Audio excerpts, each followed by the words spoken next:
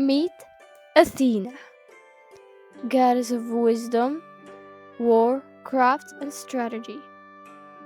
Hey guys, welcome to another Greek mythology video. Today we're diving into legacy of one of the most powerful and complicated goddesses in all of Greece, Pallas Athena. She wasn't just wise or strong, she was strategic, protective, and often very terrifying. There are various stories about Athena's birth. Some say she was born in Libya, others that her father was Poseidon, but she was adopted by Zeus. However, in the most widespread version, Zeus swallowed her pregnant mother and his first wife, Metis, to stop the prophecy that their child would overthrow him. But the baby kept growing inside his head. Eventually, Zeus had the worst headache in history. Hephaestus cracked his skull open with an axe, and Athena sprang out fully armored. Her symbols are owl, for wisdom and foresight, the olive tree, representing peace, prosperity, and her gift to the city of Athens, the aegis, the magical shield set to bear the head of Medusa, making Athena terrifying to her enemies. She's often shown with a spear and a helmet, not charging into battle but standing tall, calm, commanding. The kind of leader you want in war and fear as a rival. Athena wasn't just goddess of war or wisdom. She stood on crossroads between logic and battle, order and chaos. Unlike Ares, who represented raw bloodlust and destruction, Athena symbolized strategic warfare, the chess player, not the swordsman. But her influence went far beyond. She was also the patron of crafts, weaving, law, and justice. In a way, she was a goddess of civilization itself, of cities, politics, and intellect. One of Athena's most famous myths is the story of Medusa. Medusa was a beautiful mortal prize serving in goddess's temple, a sacred space meant to be untouched by men. But Poseidon saw her and decided to take her by force. Instead of punishing Poseidon, the god who committed the crime, Athena turned her fury toward Medusa. Some versions say she cursed Medusa for breaking her vow of purity. Others suggest Athena gave her a form of protection, a gaze that could turn men to stones. Either way, Medusa's beauty, once praised, became a weapon.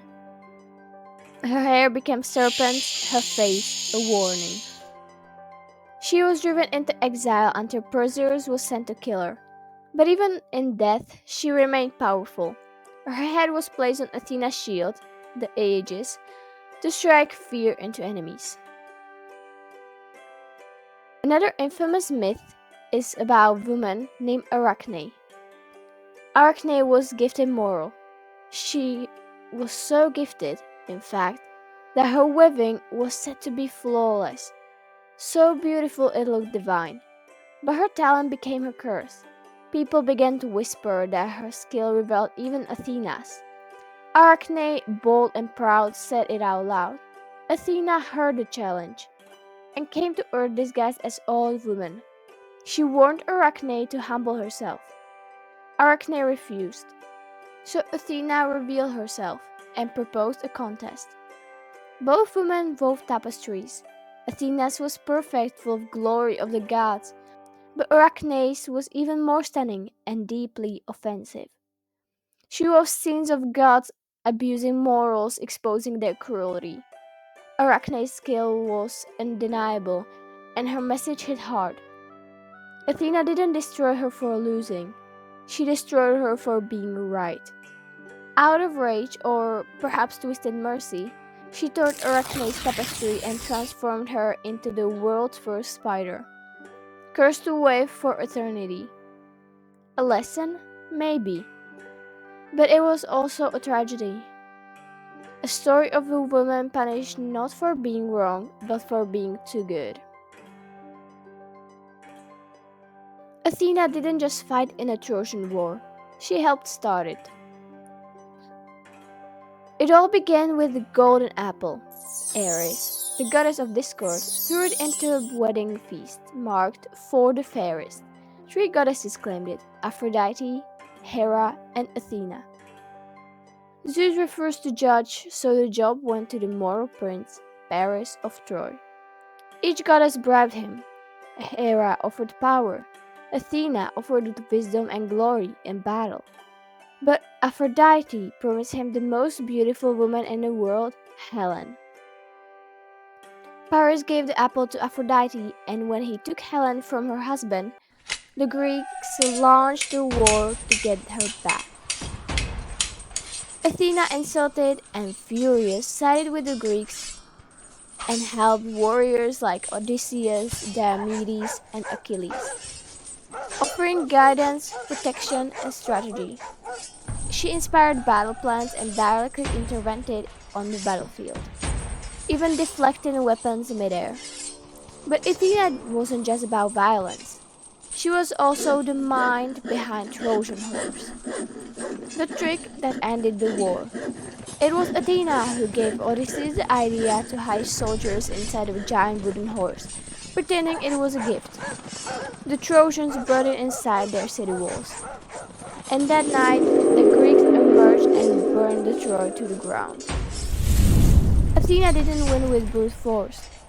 She won with intelligence, deception, and precision, proving that brains could outmatch brawn. But some say she went too far. Her rage led to tragedy, and her enemies were often shown no mercy. Athena's influence didn't end with myths. Her legacy echoes through history, language, cities, art, and even how we think about intelligence and power today. The city of Athens, named in her honor, became one of the most important centers of philosophy, democracy, and culture in ancient world. Why Athens? Because according to myth, she gave the olive tree, the symbol of peace and of prosperity, and won the city favor over Poseidon. Her image has stood the test of time. Statues of Athena still stand in museums and city halls across the world, often used as symbol of wisdom, justice, and civic responsibility. Even today, she appears in stories and media. In Percy Jackson, she is the mother of Annabeth, smart, fierce, and strategic. In video games like Hades, she's a calm, commanding force of logic. She shows up in everything from anime to architecture. Her dual nature, proud warrior, proud protector, has inspired writers, artists, feminists, and scholars. Athena isn't just emotional or romantic like many goddesses. She's about clarity, intellect, and self-control. So, who was Athena really? She was born not from a womb, but from a mind, fully armored, fully formed, a goddess of war who preferred thought to chaos, a woman of wisdom in a world that often feared female power. She punished, she protected, she inspired heroes and cursed morals. Was she cold? Maybe. Was she just? Not always. But she was consistent. Athena stood for logic, strength, and discipline, the kind of power that doesn't shout but shapes the world quietly. She wasn't soft, she wasn't emotional, and maybe that's why she still fascinates us. In time when the gods were wild and flawed, Athena represented something different: control, focus, clarity. She teaches us that power doesn't always roar. Sometimes it thinks and waits and strikes when ready. Maybe that's why thousands of years later we still talk about her. Not because she was perfect, but because she was powerful in her own way. Thanks for watching, and if you like this video, please give it a thumbs up, hit a subscribe to see more stories like this, and drop a comment and tell us which god or goddess should we do next.